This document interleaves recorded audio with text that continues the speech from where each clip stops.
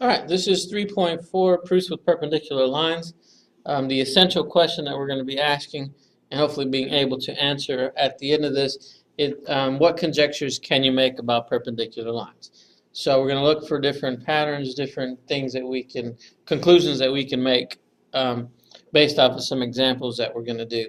And specifically, what we're going to be focusing on is being able to find the distance from a point to a line. We're going to do some constructions, we're going to do some theorems, and we're going to look at some real-world examples, all having to do with perpendicular lines. So, first we're going to start off with finding the distance from a point to a line. All right. Now, all of this here simply states that if you have some kind of line, like this line K, and you pick a point that's up here off of line K, and you wanted the shortest distance from that point to this line, that is going to be a perpendicular line. It has to be at a right 90-degree angle. So if you're kind of looking at it and you're thinking about it, if you're standing at some place in the room and you want to go to the nearest wall to you, the shortest distance is going to be straight to that wall. You're not going to walk at an angle, you're going to walk straight up and down at a 90-degree angle. So, something like this example 1. All right, I want to find the distance from A to BD. So here's my line, BD, and here's my point A. Now, here's what I was talking about. I could walk straight from A and go straight to B, or I could choose to go from A to D, right? But the shortest, if I were to actually figure out the distance from A to B, A to C, A to D, the shortest one is going to be this one right here that forms this 90-degree angle. So because of this theorem up here, or this definition, I guess you should say, we know that the shortest one, the one that I want, really I want to find the length of AC, which means we have to use the distance formula. All right, so let me rewrite that for you, for those of you that don't remember.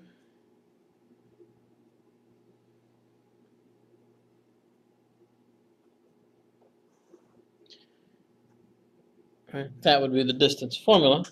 So if I'm going to use AC, I'm going to take, let's see, I'm going to do 1 minus -3 squared plus -1 minus 3 squared. All right, that's going to give me the distance from A to C.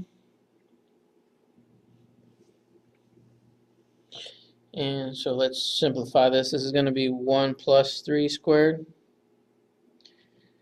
And this is going to be -1 minus 3 squared. Don't forget the square root. Simplifying this, that gives me 4 squared plus a -4 squared, which is going to give me 16 plus 16, which gives me the square root of 32. And so this doesn't tell me to simplify this or to round it, I should say. So that means I could leave it as square root of 32, or if we put this in the calculator and we are asked to round it, the square root of 32 is going to be about 5.66. All right. All right. Next, we have some theorems. This first one's called a linear perpendicular theorem, and basically it says that if you have two lines that intersect, and obviously you get a linear pair, 1 and 2 would be an example of a set of linear angles, or a pair of linear angles, and you know that 1 and 2 are congruent. If that's the case, the only way that's going to happen is if line H and line G are perpendicular. That's the only kind of way that you're going to get two congruent angles out of that linear pair.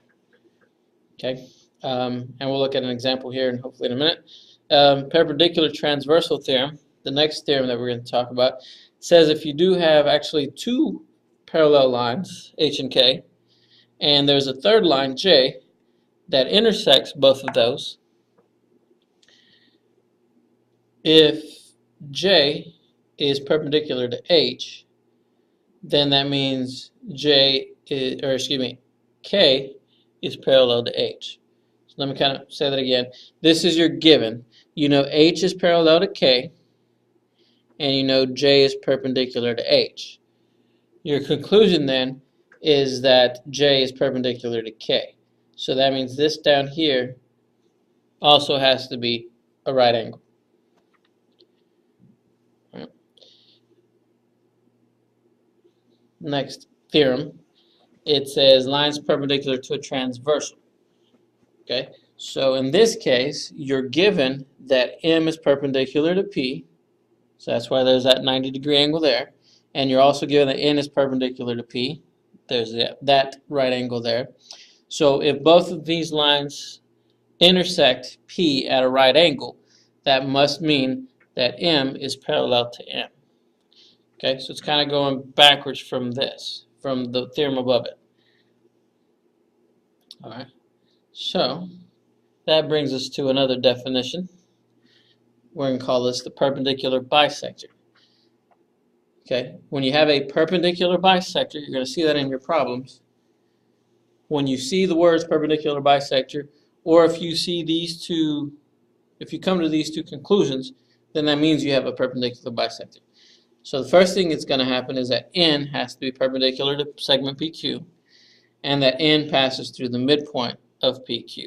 So in your proofs, you're going to use then the definition of perpendicular bisector. Okay, so this would be something that we're going to add to our reasons, I guess, word bank when we're doing proofs. So you could say N is perpendicular to BQ, definition of perpendicular bisector. N passes through the midpoint of M, to the midpoint M of segment PQ. That would be definition of a perpendicular bisector. All right, so that brings us to a proof. I know that H is parallel to K, J is perpendicular to H. We want to prove that J is perpendicular to K. All right, so here's my givens.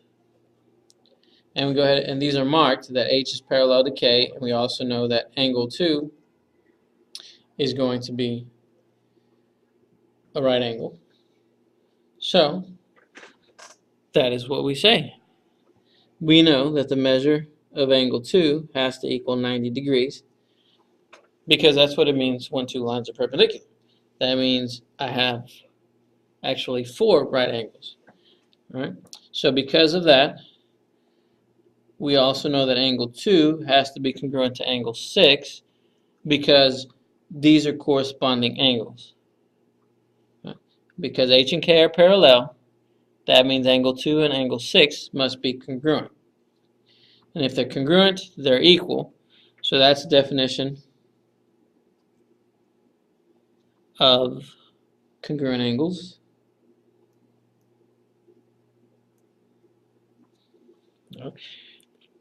And so to be a little more specific, that means that the measure of angle 6 is actually 90 degrees. And we would use the transitive property for that. If I spelled that right, transitive, yes, property. And this one would be of equality. Right? And because, so we have that 2 and 6 are corresponding, and since 2 is 90 degrees, angle 6 has to be 90 degrees. And if we know angle 6 is 90 degrees, that has to mean that line J and line K are perpendicular because that's the definition of perpendicular lines. All right, that brings us to our third example here. We have a map. Photo shows the layout of a neighborhood. Determine which lines, if any, must be parallel in the diagram. And we have to explain our reasoning. So looking at this, this is kind of hard to see, but this up here is line S. This is line T, line U, P, and Q. All right, so looking at the picture, we have to determine what, if anything, is perpendicular. All right, so looking at this, I notice that these two streets right here, P and Q, they intersect line S and 90 degrees. So because of that, both of these are intersecting at a right angle.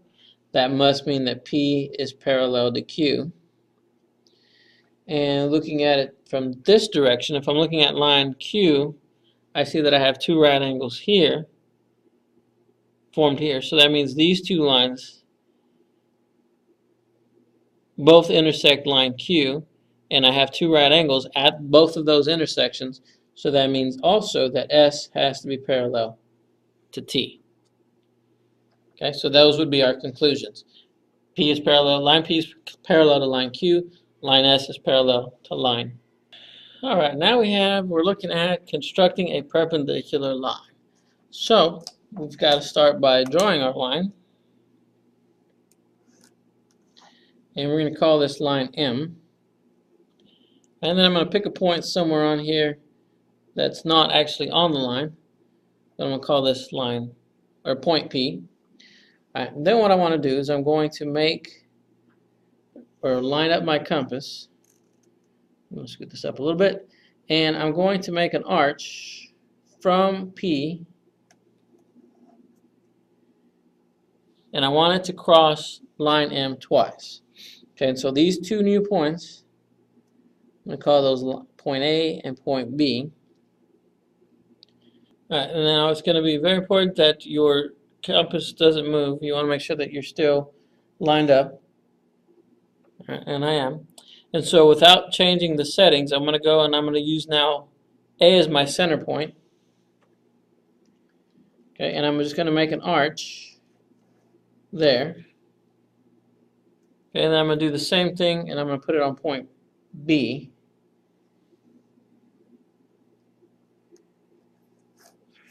And so now I have a new intersection point right here. And we can, if we want to label that something, we can label that Q. And now if I connect point P and point Q, okay, this is a 90-degree angle. Okay, that would be a construction.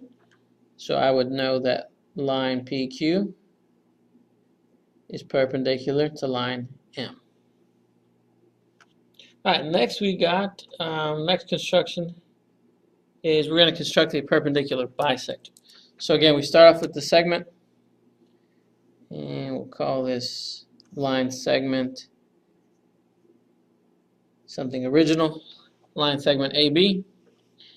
All right, now what we want to do for this one, when we're constructing a perpendicular bisector, we kind of need to estimate.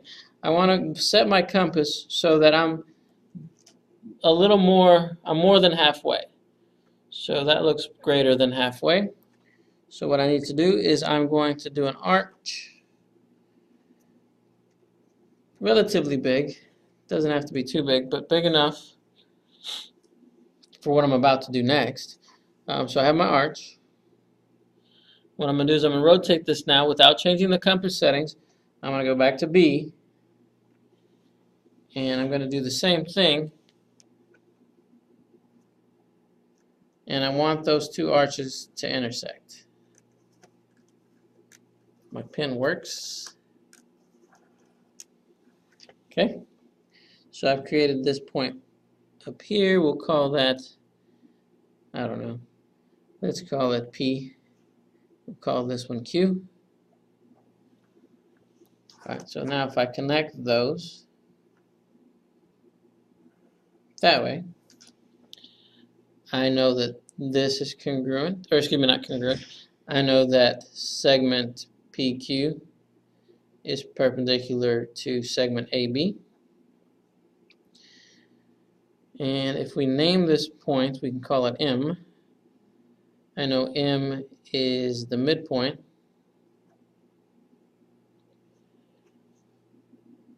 of segment AB. And because it's a perpendicular bisector, I also know that segment AM is congruent to segment BM. Right? So that is how you do a construction of a perpendicular bisector, and these are the conclusions you can make when you have a perpendicular bisector. All right, so what I went ahead and did, if you get the notes outline, I went ahead and put out the steps for each construction so that you have as a reference in case you need to study for tests or if you want to practice doing these different constructions, you have something to go by.